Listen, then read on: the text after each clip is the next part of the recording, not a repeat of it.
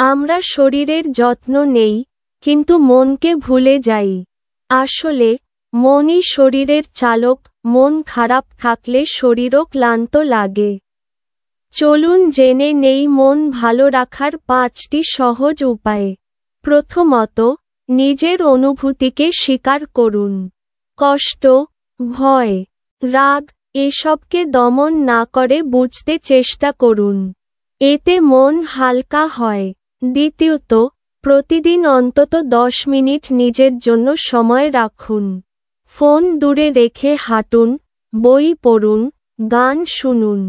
এই সময়টুকুই মানসিক শক্তির উৎস। তৃতীয়ত, নিয়মিত ঘুম ও খাবার বজায় রাখুন।